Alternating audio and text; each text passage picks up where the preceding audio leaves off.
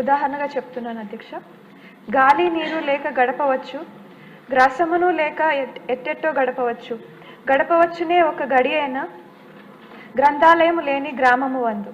అనగా గాలి నీరు ఆహారం లేకపోయినా బ్రతకొచ్చు, కానీ గ్రంథాలయం లేని ఊరిలో బ్రతకడం కష్టమని ఆయన ప్రస్తావించారు. అలాంటి మహానుభావుడు చెప్పిన విషయంలో మనం ఒకసారి ఆలోచించాల్సిందిగా కోరుతున్నాను అధ్యక్ష. గ్రంథాలయాలలో పనిచేసే సిబ్బంది జీతాలకు తగినంత గ్రాంట్ ఇవ్వకపోవడం వల్ల స్థానిక సంస్థల నుంచి వచ్చే సెజ్ని జీతాలకు వాడుకోవడం, దానివల్ల గ్రంథాలయాలు అభివృద్ధి చేయకపోవడం వాస్తవమేనా?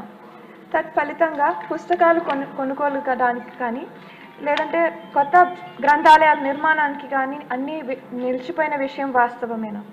జిల్లా కేంద్రాల్లో అన్ని గ్రంథాలయాలు డిజిటలైజేషన్ చేసే ఆలోచన ప్రభుత్వం చేస్తుందా అని మీ ద్వారా మంత్రివారిని కోరుతున్నాను అధ్యక్ష.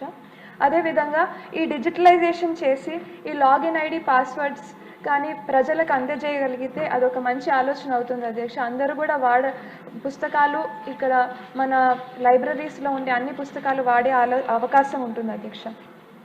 రాష్ట్ర వ్యాప్తంగా దాదాపు 2000 పైచిలుకు మంది లైబ్రేరియన్లు, వాచ్మెన్లు, రికార్డ్ అసిస్టెంట్లు ఈ గ్రంథాలయాల్లో పోస్టులు ఖాళీ ఉండడం విషయం వాస్తవమేనా? వీటిని భర్తీ చేసే ఆలోచన ప్రభుత్వం ఏమన్నా చేస్తుందా అని మంత్రివారిని కోరుతున్నాను అధ్యక్ష. అదేవిధంగా కాంపిటేటివ్ ఎగ్జామ్స్కి కావాల్సిన పుస్తకాలు డిఎస్సికి కానివ్వండి, బ్యాంక్ కోచింగ్ కానివ్వండి, గ్రూప్ 1, గ్రూప్ 2 సర్వీసెస్కి కానివ్వండి, ఇలాంటి పుస్తకాలు దీంట్లో అందుబాటులో ఉంటున్నాయా? అదేవిధంగా నైతిక విలువలు పెంచే రామాయణం కానీ, భాగవతం కానీ, పెద్దబాల శిక్షలు కానీ, సుమతి శతకం కానీ ఇలాంటి పుస్తకాలు అవైలబుల్ ఉంటున్నాయా అని ఒక ప్రశ్న అధ్యక్ష.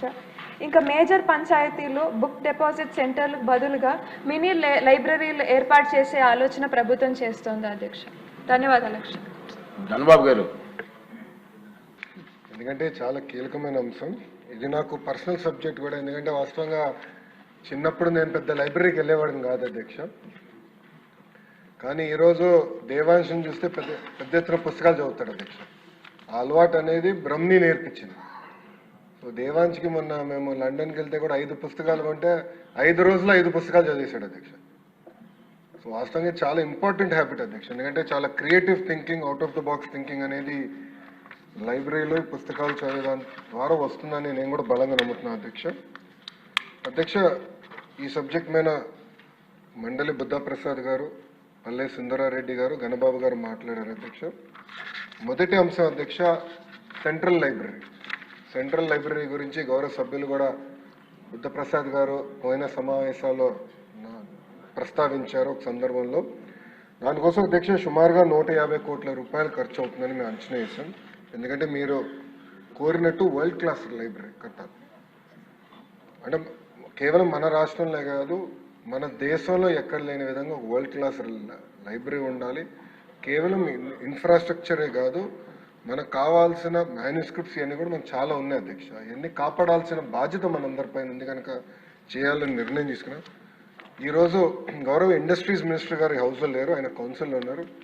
టీజీ భరత్ గారు నేను ఇట్లానే సింగపూర్లో మాట్లాడుతున్నప్పుడు ఆయన పర్సనల్గా తీసుకుని శోభా డెవలపర్స్ అని వరల్డ్ వైడ్ వాళ్ళు ఉన్నారు అధ్యక్ష. వాళ్ళు యాక్చువల్లీ ఆంధ్రాకి సంబంధం లేని వారు. బట్ వాళ్ళు ముందుకు వచ్చి మీ రాష్ట్రం మంచి లైబ్రరీ చేస్తుందని మేము విన్నాము అని 100 కోట్ల రూపాయలు శోభా డెవలపర్స్ ఈరోజు ఆంధ్ర రాష్ట్రానికి వాళ్ళు డబ్బులు ఇస్తాం కూడా జరిగింది. ఇది వచ్చే 4 సంవత్సరాలు మేము ఖర్చు పెడతాం. మిగతా డబ్బులు రాష్ట్ర ప్రభుత్వము దాతలు జోడించి ఒక వరల్డ్ క్లాస్ లైబ్రరీ ఏర్పాటు చేస్తామని ఈ సభాముఖంగా నేను మీకు హామీ ఇస్తున్నాను. ఈ రోజు నుంచి కరెక్ట్గా 24 నెలలు టార్గెట్ పెట్టుకుని గౌరవ స్పీకర్ గారి సమక్షంలో ఓపెనింగ్ కూడా చేద్దామని గౌరవ సభ్యులకి నేను తెలియజేస్తున్నాను. రెండో అంశం అధ్యక్ష, వాస్తవంగా మనం ఒక్కసారి చూస్తే గౌరవ సభ్యులు చెప్పినట్లు పుస్తకాలు కొనుగోలు అనేది వాస్తవంగా సరిగా జరగట్లేదు. నేను డిపార్ట్మెంట్కి ఏం చెప్పానంటే అనేక గ్రేడ్ లైబ్రరీస్ ఉన్నాయి. అంటే గ్రేడ్ 1, గ్రేడ్ 2, గ్రేడ్ 3 లైబ్రరీలు ఉన్నాయి, జిల్లా గ్రంథాలయాలు ఉన్నాయి, రీజనల్ లైబ్రరీస్ కూడా ఉన్నాయి. అసలు ఒక్కొక్క లైబ్రరీలో మినిమం బుక్స్ ఏమేమి ఉండాలి అది నాకు క్లారిటీ ఇవ్వండి. సో వాళ్ళు మొన్న కొత్త లీడర్షిప్ ఎంచుకున్నాం. అక్కడ చాలా స్పష్టంగా చెప్పి మినిమం బేసిక్ బుక్స్ ఏమేమి ఉండాలో మీరు ఐడెంటిఫై చేయండి, దానికి ఎంత అవుతుందో నాకు చెప్పండి, అది ప్రభుత్వం కొనుగోలు చేసి ఆ లైబ్రరీలో ప్రజలకి అందుబాటులోకి మేము తీసుకొస్తాం. అది రెండో పాయింట్. కానీ అది టెక్నాలజీతో కూడా జోడిస్తాం అధ్యక్ష. ఈ 100 రోజుల్లో ఆల్రెడీ యాప్ మేము డెవలప్ చేసాం, 100 రోజులు లాంచ్ చేస్తాం. అన్ని లైబ్రరీస్ టెక్నాలజీతో ఇంటిగ్రేట్ చేసి ఎక్కడ ఏ పుస్తకాలు ఇంట్లో కూర్చొని నాకు ఈ పుస్తకం కావాలి, లైబ్రరీలో ఉందా లేదా, స్టాక్లో ఉందా లేదా, వేరే ఎవరైనా తీసుకున్నారా లేదా, అది ట్రాన్స్పరెంట్ మెకానిజం టెక్నాలజీతో జోడించి యాప్ ద్వారా అందజేయాలనేది ప్రభుత్వం నిర్ణయం తీసుకుందని గౌరవ సభ్యులు కూడా నేను తెలియజేస్తున్నా అధ్యక్ష. అంతేకాకుండా అధ్యక్ష, గౌరవ ముఖ్యమంత్రి గారు మన జరిగిన కలెక్టర్ కాన్ఫరెన్స్లో పెద్ద ఎత్తున డిజిటల్ లైబ్రరీస్ కూడా ఏర్పాటు చేస్తే బాగుంటుందని సూచించారు అధ్యక్ష. కేంద్ర ప్రభుత్వం అంటే గౌరవ ప్రధానమంత్రి గారి నాయకత్వంలో 1 నేషన్ 1 సబ్స్క్రిప్షన్ అనేది తీసుకొచ్చారు అధ్యక్ష. ఇది ప్రధానంగా యూనివర్సిటీస్కే పెట్టారు. కేంద్ర మంత్రితో నేను చర్చించి ఇది తప్పనిసరిగా పంచాయతీ లెవెల్ వరకు తీసుకెళ్ళి, ఇన్ఫాక్ట్ పొద్దునే డిస్కషన్ వార్డ్ జిఎస్డబ్ల్యూఎస్ గ్రామ సచివాలయం వార్డ్ సచివాలయాలు ఉన్నాయి కనుక ఇన్ఫ్రాస్ట్రక్చర్ కొంతవరకు ఏర్పడింది, కానీ అక్కడ ఒక reading room, digital reading room ఏర్పాటు చేసి ఈ 1 నేషన్ 1 సబ్స్క్రిప్షన్ అనేది ఆ స్థాయికి తీసుకెళ్తే చాలా మార్పు వస్తుందని బలంగా నమ్మాము. అది కూడా చేస్తామని గౌరవ సభ్యులకు తెలియజేస్తున్న అధ్యక్ష. అదేవిధంగా జిల్లా గ్రంథాలయాలు ఇప్పుడు 13 ఉన్నాయి అధ్యక్ష, కానీ రాష్ట్రంలో 26 జిల్లాలు ఏర్పడినాయి. అది ఫైనాన్స్లోనే త్వరితగతిగా క్లియరెన్స్ తీసుకుని ఆ 26 జిల్లా గ్రంథాలయాలు కూడా బైఫర్కేషన్ ద్వారా ఏర్పాటు చేస్తామని గౌరవ సభ్యులకి తెలియజేస్తున్న అధ్యక్ష. దీంతో పాటు సెస్ గురించి గౌరవ సభ్యులు కూడా అడిగారు అధ్యక్ష. ఒకసారి కానీ సెస్ చూస్తే 22-23లో సుమారుగా 40% వచ్చింది, 23-24లో ఒక 45% వచ్చింది అధ్యక్ష. ఇప్పుడు ఒక 52% వరకు రెమిటెన్సెస్ జరిగినాయి అధ్యక్ష. వాస్తవంగా పెద్దలందరూ చెప్పినట్లు సెస్ మాకు రావట్లేదు. గౌరవ ఉప ముఖ్యమంత్రి గారు కౌన్సిల్లో ఉన్నారు, ఎంఈడి మినిస్టర్ గారు కూడా కౌన్సిల్లో ఉన్నారు అధ్యక్ష. నేను వాళ్ళిద్దరితో మాట్లాడతాను చేసుకుని తప్పనిసరిగా సెస్ అనేది డైరెక్ట్గా గ్రంథాలయాల అకౌంట్లో వేయాలనేది ఆల్రెడీ లెటర్స్ రాసిన పర్సనల్గా ఫాలో అప్ చేసి చేస్తాం అధ్యక్ష.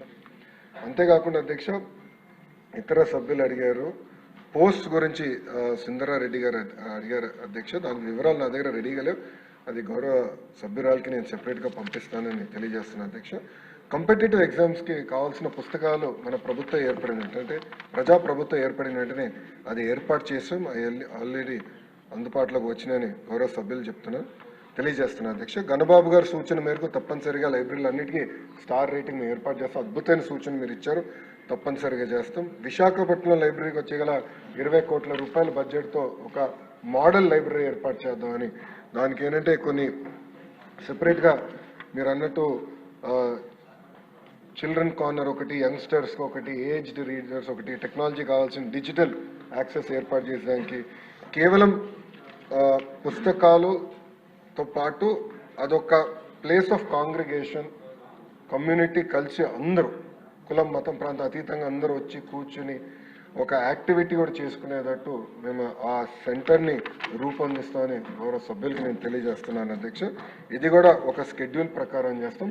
ఆ ప్లాన్స్ అని సంబంధించిన ఎమ్మెల్యేలకి ఎంపీలు కూడా మేము షేర్ చేస్తాం. మీరు మీ సూచనలు కూడా ఇవ్వాలని గౌరవ సభ్యులందరూ కూడా నేను తెలియజేస్తున్నాను అధ్యక్ష. మండలి బుద్ధప్రసాద్ గారు చెప్పినట్లు ఇది చాలా కీలకమైన అంశం, మేము చాలా సీరియస్గా తీసుకుంటాం. ఇది తీసుకుని మేము డెలివర్ చేస్తాం. మీరు అన్నట్టు పిల్లల్లో ఈ పుస్తకాలు చదవాలనే అలవాటు రావాలి, చిన్న వయసులోనే అలవాటు అవుతే ఈ ఫోన్లకి అన్నిటికీ కొంతవరకు దూరంగా ఉంటారు. ఆపేస్తారు నేను అన్ను, కొంతవరకైనా దూరంగా ఉంటారని బలంగా నమ్ముతున్నాను. అది మా ఇంట్లోనే మేము పాటిస్తున్నాం. దానివల్ల ఎంత మార్పు వచ్చిందో దేవాంశం నేనే చూశాను స్వయంగా. ఇది ఒక ప్యాషన్ సబ్జెక్ట్ నాకు, తప్పనిసరిగా ఇది మేము సీరియస్గా తీసుకుంటాం. రాబోయే 6 నెలల్లో ఈ లైబ్రరీస్లో మార్పు అనేది మీరు చూస్తారు. మంగళగిరి నియోజకవర్గంలో ఒక మోడల్ లైబ్రరీ, ఎందుకంటే నేను కూడా అన్ని 175 నియోజకవర్గాల్లో ఒక మోడల్ లైబ్రరీ కూడా ఉండాలని ఒక నిర్ణయం తీసుకున్నాం. దానికి ఎలా ఉంటే బాగుంటుంది అనేది మంగళగిరిలో మేము ఆల్రెడీ ఏర్పాటు చేస్తున్నాం. ఎండ్కి వచ్చింది వరకు అక్టోబర్లో మేము ప్రారంభిస్తాం.